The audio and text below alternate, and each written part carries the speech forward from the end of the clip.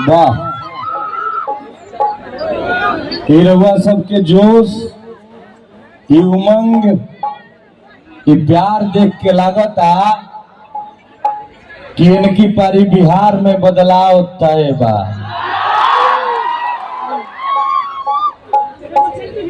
इनकी पारी बदल देवल जाई बिहार के व्यवस्था के। अब हमने के बिहारी युवा के दिल्ली, बंबई, गुजरात, सूरत में जाके नौकरी ना करे के पड़ी। अब बढ़िया शिक्षा, बढ़िया उचित मूल्य के रोजगार हमने के बिहार में ही उपलब्ध हुई। यह आदरणीय प्रशांत किशोर जी के कहना बा और पूरा बिहार मिल के का कहल चाहता, 2 लाइन गीत के माध्यम से बताओ तनी। पूरा बिहार का चाहता है भाई, बंद करो, बंद करी, कोई जरूरत नहीं है। आज हम अपने भाइयों के दिल की बात सुनने और कहने आए हैं। जय बिहार। बिहार क्या चाहता है? बिहार यही चाहता है कि जनता ही हो मालिक, अब की बात चाहते हैं। अब की जनता ही मालिक होगी, कि जनता ही हो मालिक, अब की बात चाहते हैं। जन सुराज के मतलब रो सब समझते नहीं जा। जन मतलब जनता और सुराज, सु से सुंदर और राज से राज। जनता का सुंदर राज ही जन सुराज है और ये हमारा अधिकार है, ये सभी बिहार वासियों का अधिकार है। तो अगली लाइन है कि जन सुराज है जनता का अधिकार चाहते हैं। और क्या चाहते हैं? कि रोजी रोजगार चाहते हैं, नया बिहार चाहते हैं।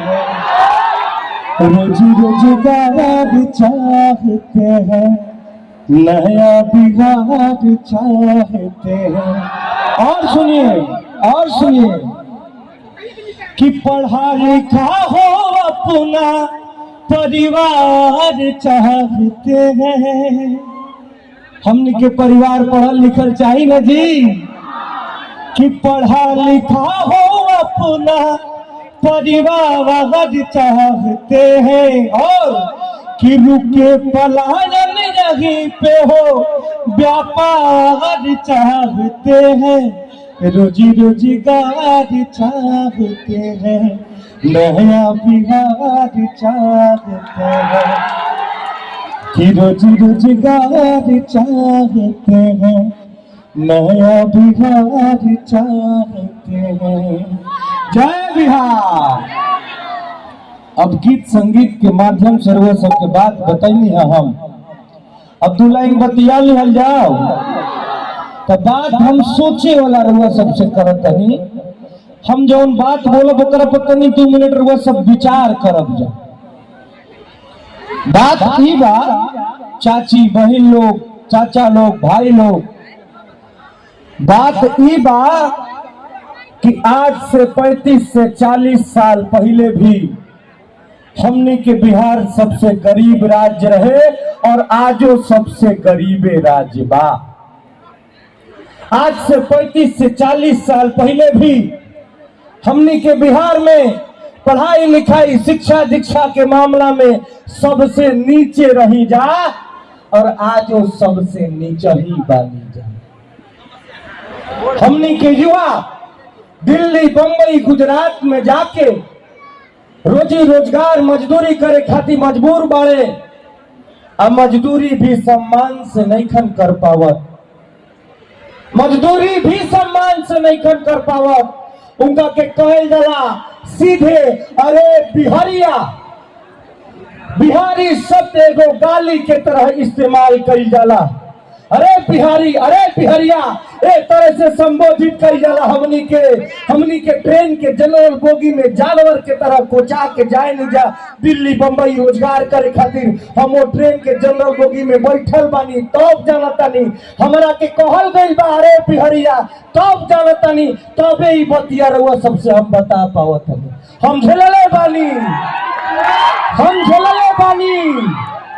झेलले बानी यही से रहुआ सबके बीच में जब हम देखनी कि आदरणीय प्रशांत किशोर जी एगो मुहिम लेके निकलल बानी बिहार के बदले के, बिहार के बदहाली से निकाले के। तो जौना तरीका से भगवान श्री रामचंद्र जी लंका जाए खातिर पुल बनावत रहन, बानर लोग पत्थर ले आके रखत रहे। तो एगो छोटी गो गिलहरी रहे, गिलहरी जाए अपना आप के बालू में लपेटे और बलुइया ले आके पत्थर के दरार में भरे। जौना तरीका से वो गिलहरी मदद करत रहे वही तरीका से ही रितेश रउआ सबके रितेशवा ए बिहार के बदलाव करे में, ए बिहार के बदहाली से निकाले में मदद करे आइल बा। अब हाट और नवोदय स्तर के विद्यालय बनावल जाई। आप समझी नेतरहाट और नवोदय के काहे बात करतनी जा। एगो नेतरहाट विद्यालय से अभी तक 1500 से ज्यादा IAS IPS निकल के भारत सरकार के सेवा कर रहा बाड़न।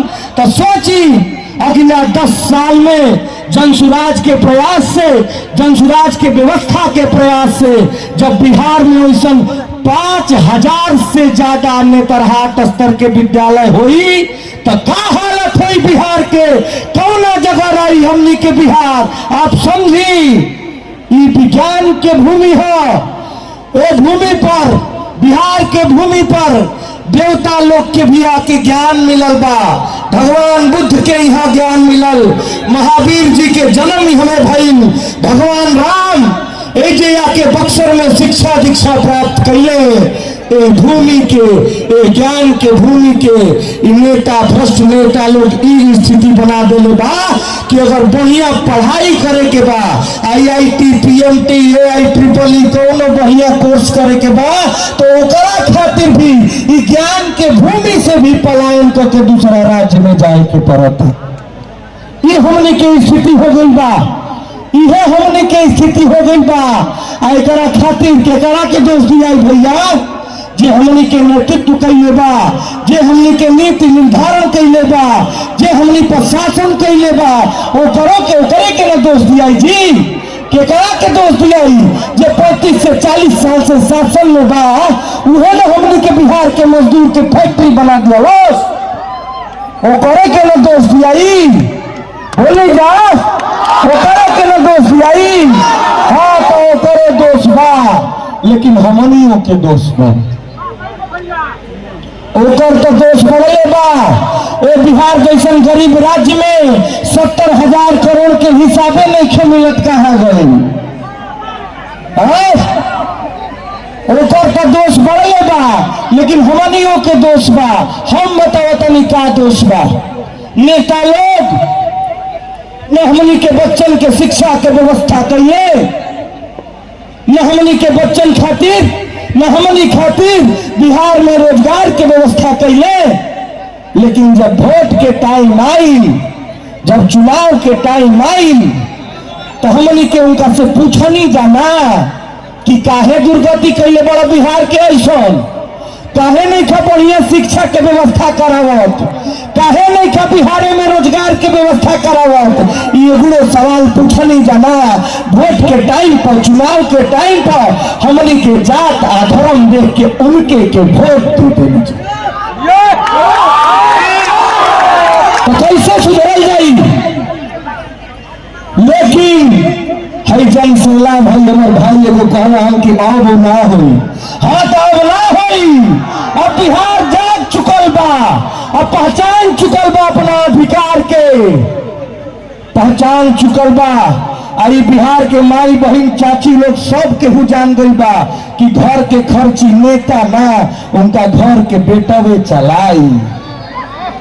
तो वही बेटा के आदरणीय प्रशांत किशोर जी है कहतनी कि एकरा पहले जवन चीज देख के वोट दियाई भुला जाई, लेकिन इनकी पारी अपना अपना बेटा बेटी के मुंह देख के ओ बेटा बेटी के शिक्षा और रोजगार खातिर वोट दी, तबे बिहार सुधरी, तबे बिहार बदली। अरे जब हमनी के परिवार बदली तबे ना बिहार बदली जी। पहले हमनी के अपना परिवार के गरीबी से निकाले के बाद उहे बतिया हम कहनी है, बेटा बेटी के पढ़ाई जा, एगो बेटा बेटी पढ़ के बढ़िया डॉक्टर इंजीनियर कोनो बढ़िया जगह पर पहुंच गई तो पूरा परिवार गरीबी और बदहाली से निकल गई। और सुनी, पलायन खाली अगर संपन्न लोग सोचत हुई कि पलायन खाली गरीब मजदूर करत रहे तो भूल बा। गरीब तो जाता पलायन करता, मजदूरी ऐजा करता और फिर लास्ट में अपना घर आ जाता। लेकिन जो संपन्न लोग अपना बच्चन के पढ़े खातिर बाहर भेजता रहे, पलायन करावता रहे, वो बच्चा वही जे नौकरी मिल जाता, वही जे घर दुआर लेके वही जे बस जाता रहे, फिर बिहार में आवतो नहीं खन। यही स्थिति बा बिहार के। ऐसे हमनी के सबसे प्रमुख मुद्दा बा बिहार से पलायन के रोकल जाई। बिहार से खाली आदमी के पलायन नहीं हो, बिहार से खाली श्रम के पलायन नहीं हो, बिहार से श्रम के पलायन, बुद्धि के पलायन और बाद पूंजियों के पलायन होता है। जितना पैसा हमने के बैंक में जमा करता नहीं जा, जौना के CD रेशियो कहल जाला, क्रेडिट डिपॉजिट रेशियो, जितना मान ली कि हमने के 100 रुपया बैंक में जमा करता नहीं जा, तो ये भारत सरकार के नियम है कि जौना राज्य से 100 रुपया मान ली जमा भई, राज्य के 100 रुपया 80 रुपया वापस मिले के चाहिए व्यवसाय करे खातिर ऋण के तौर पर। लेकिन जानता नहीं, हमनी के बिहार में अगर 100 रुपया जमा होता तो हमनी के खाली 40 रुपया मिलता, हमनी के 60 रुपया कोनो दूसरा राज्य में भेज दिया जाता। बताई कहता रहे लोग कि बिहार गरीब राज्य है, अरे गरीबे राज्य से और बेसी देवे के चाहिए तो हमनिए के पैसा दूसरा राज्य में भेज देता लोग। एहू पलायन के रोके के बाद पैसा जवन पलायन होता पैसा के, पैसा के भी पलायन रोके के बाद। और जौन देखी अब तो पूंजी के पलायन पहला, दूसरा बुद्धि के पलायन। अगर जवन लड़का पढ़े लिखे जाता दूसरा राज्य में उजे बस जाता तो भाई अगर वो दिमाग के तेज बा, अगर वो बिहारे में रही तो बिहार के न भलाई हुई जी, बिहार के न भलाई हुई। लेकिन वो लड़का दूसरा राज्य में चल गई, ओह राज्य के बढ़ावता, ओह राज्य के आगे बढ़ावता, अभी ना चली। हमनी के बुद्धि भी बिहार के बुद्धि बिहारे में रही, बिहार के पैसा बिहारे में रही, बिहार के आदमी बिहारे में रही, बाहरी ना जाई गई। बिहार में ही बढ़िया पढ़ाई लेवल जाई, बिहार में ही बढ़िया रोजगार लेवल जाई। कुल आदमी मिल के प्रशांत जी कहेलो का कहलो कि अगर बिहार के एगो नाई